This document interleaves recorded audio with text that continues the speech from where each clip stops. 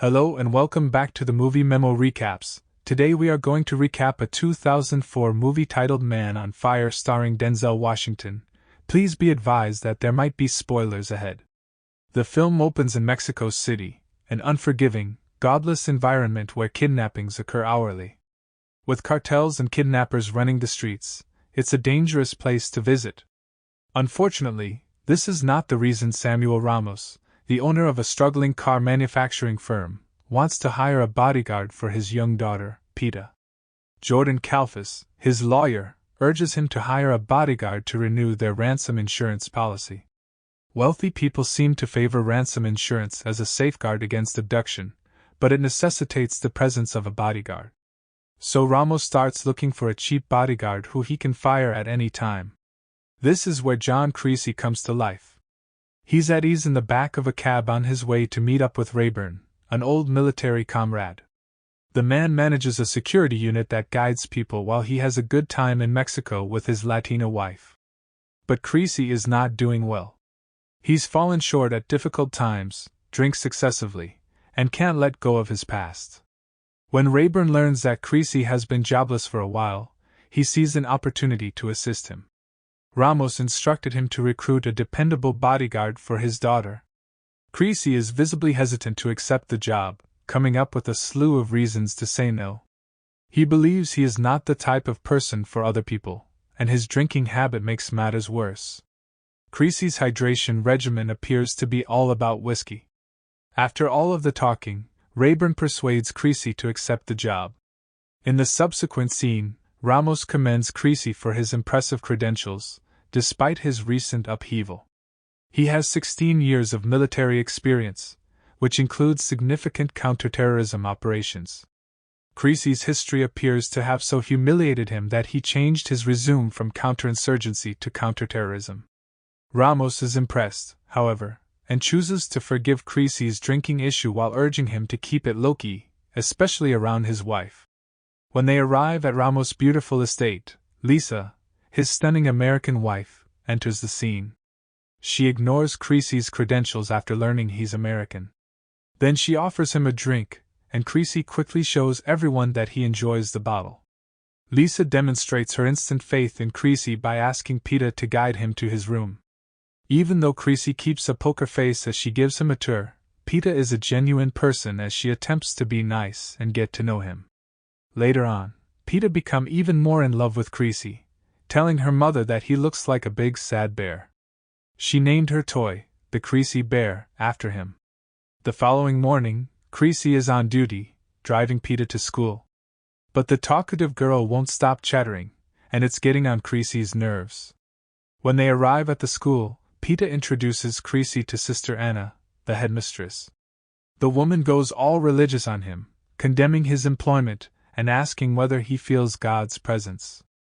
In answer, he surprises her with a Bible verse, demonstrating that he is no stranger to religious issues. When Creasy returns home, he receives a surprise visit from Lisa, forcing him to put the drink away. She inquires about Pita's current situation. Creasy admits that he is nothing more than a bodyguard and certainly not Pita's friend. The problem is that Pita is outgoing, whereas Creasy is not. It all began when Pita harassed him with personal questions on the drive home. Creasy drinks himself to oblivion at night, as is customary with melancholy and self-loathing characters. Creasy approaches his breaking point on one tragic evening, following a series of dark and scary events. He takes his gun, points it at his head, and pulls the trigger. This is not a game of Russian roulette, it is a clear suicide attempt. Yet, to his surprise, the gun does not fire. When he discusses it with Rayburn later, they come up with a variety of explanations for the misfire but eventually attribute it to fate. As a result, Creasy preserves the bullet that saved his life. The following day, Creasy observes a suspicious car following him. He hastily gets a pencil to write down the number plate number, but he immediately stops his car to avoid an accident, and the vehicle speeds away. Pita succeeds where Creasy fails. In the following scenario, Creasy lends a helping hand to Pita following her swimming session. After his unsuccessful suicide attempt, Creasy seemed to have accepted caring for Pita as his mission and his reason to live. He then gives her some advice on how to win the upcoming swimming competition. He simply asks her not to be afraid of the first gunshot. As their friendship grows stronger, a conversation with Pita shows Creasy smiling. Taken aback by his own reaction, Creasy realizes that Pita now occupies a special place in his heart, surpassing the simple task of protecting the wealthy girl. The next day is a big one for Pita, as she heads to the swimming tournament she's been preparing for. Creasy stands by, looking after her like a caring parent. A gunshot breaks the calm, and Pita charges on. Creasy paces alongside the pool, urging Pita on as she races to the finish line. And then, in a spectacular display of sheer resolve, Pita overtakes her adversaries and wins. After finishing the race, she jumps out of the pool and rests in Creasy's protective embrace. Rayburn and his wife Alicia then join Pita and Creasy, and Pita presents Creasy with a necklace honoring St. Jude, the patron saint of lost causes. This demonstrates Pita's awareness of his situation and genuine concern for him. Creasy gave up the bottle for the first time that night, and chose to spend his time reading the Bible instead. The next day, Pita is on her way to piano lessons, which she isn't looking forward to. She demonstrates her intelligence by telling Creasy that she was able to write down the number plate number of the chaser's car, whereas he couldn't. Creasy must wait for Pita to return, savoring the moment with the necklace and flower she just gave him. As a police cruiser blocks the road, Creasy senses trouble, confirmed by the reappearance of the vehicle that was tailing them. He parks directly next to the house where Pita entered and sprints towards it, just as Pita joyfully bounces out. Pita runs as he yells. The poor girl is afraid and confused. Unexpectedly, the officers begin shooting at him. Creasy fights back despite his fatal wounds, killing both the cops and 2 of his captors. But it's 1 against many, and he eventually succumbs. Pita hurries back to Creasy, who is losing consciousness on the ground. They kidnap her while Creasy lies helpless on the ground. Next, Rayburn visits Creasy on his deathbed, calling him out and hoping he wakes. Creasy is in the hospital, and the authorities are keeping a watch on him for the murder of 2 so-called diligent officers. Rayburn then receives a surprise guest. Miguel Manzano, the chairman of the Federal Investigation Agency and a former Interpol director based in Rome. During a news conference with the police chief, a brave journalist called Mariana Guerrero asked how the policemen were there before the kidnapping occurred. Manzano backed her up, accusing the 2 cops of corruption. Later that night, Manzano and Rayburn planned to slip Creasy out of the hospital for safety, fearing that the police might harm him. Cops have besieged Ramos's mansion, including Victor Fuentes, the leader of the anti-kidnapping team, who is waiting for the kidnappers to call. A man known as the Voice calls. He belongs to a group named La Hermandad and seeks $10 million to liberate Pita. He divides the items into 2 bags and gives Ramos specific instructions. He must follow the instructions and place the cash in a precise location in the trunk of his car. The kidnappers want Ramos to arrive alone, but his lawyer convinces them to allow him to bring a driver. Fuentes is the one who gets in the car with Ramos and takes calls on the way. However, Ramos takes the final step alone. He places the money in a car trunk, as instructed. But just when he believed everything was well, gunshots rang out. A group of thugs ambushes the delivery car and kills the kidnappers. The next day, the cops remain stationed at Ramos's mansion. They receive another call from the Voice. He accuses Ramos of betraying him and threatens to kill Pita. The Voice tugs at Lisa's heartstrings, pleading with him not to kill her child. But he gives her a frigid response. Lisa's face twists in sorrow as she absorbs the news. Her despair transforms into outright rage as she lashes out at the cops surrounding her, demanding they leave. When Creasy awakens, Rayburn updates him on everything. Later that day, they went over to investigate the crime scene. Creasy starts thinking about everything that happened, and then he notices something that truly irritates him. Pita offered him a small yellow flower. Mariana suddenly appears on the scene. She's like a living encyclopedia, knowing everything about Mexico City. Mariana begins talking about El Armandad, claiming that they are a brotherhood that defends corrupt cops and government officials. The woman is desperate to expose them, so she promises Creasy she will do everything she can to assist him. Creasy becomes determined to pursue justice for what happened to Pita, no matter what. Although Rayburn is initially hesitant to help him, Creasy's determination is unwavering, and Rayburn eventually gives in. Creasy goes to Ramos' residence and takes Pita's notebook, which contains the number plate. He makes a solemn pledge to Lisa, vowing to pursue retribution on those guilty of the kidnapping. Thanks to Rayburn's friends, he is armed with a variety of weaponry, large and small, as well as an RPG. He calls Mariana to get more information on the number plate that Pita noted down. Mariana asks her friend with benefits, Manzano, for help. Upon discovering the car, Creasy immediately confronts Jorge Gonzalez, the driver involved in Pita's kidnapping. Even when Gonzalez claims to be a cop, Creasy simply urges him to drive and points a gun at him. Later, Gonzalez is strapped naked to his car's steering wheel, his fingers exposed. Creasy begins a deliberate torture to obtain information about the kidnappers and their commander, the Voice. As the interrogation intensifies, Gonzalez confesses that they only communicate with each other over the phone and hand over hostages to a group known as the Guardians. When Gonzalez refuses to cooperate, Creasy savagely cuts off 2 of his fingers and a portion of his ear.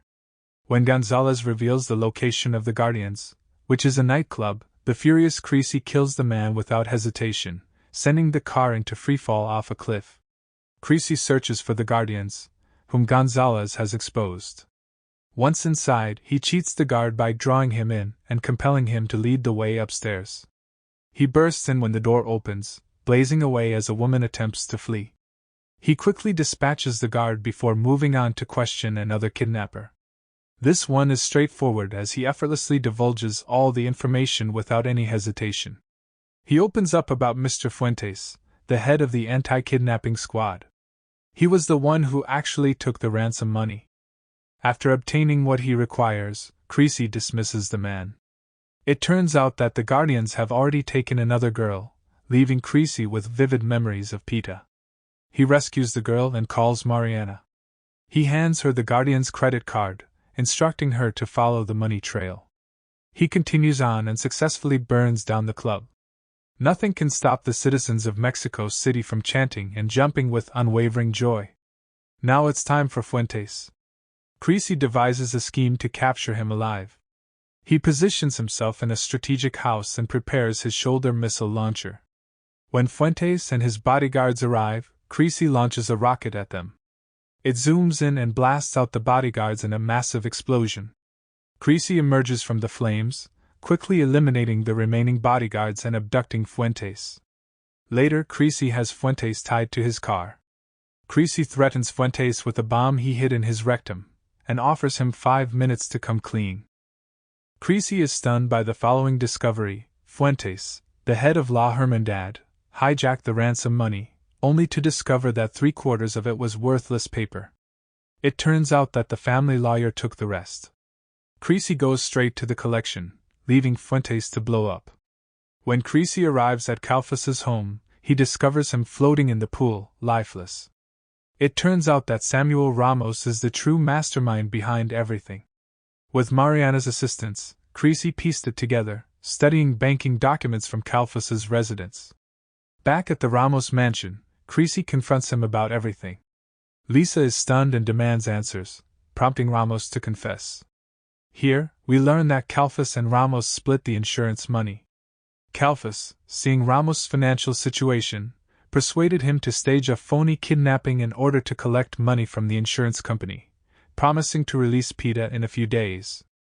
However, Fuentes' betrayal of the kidnappers thwarted their scheme. In a fit of rage, Ramos admits to killing Calfas to avenge his daughter's death.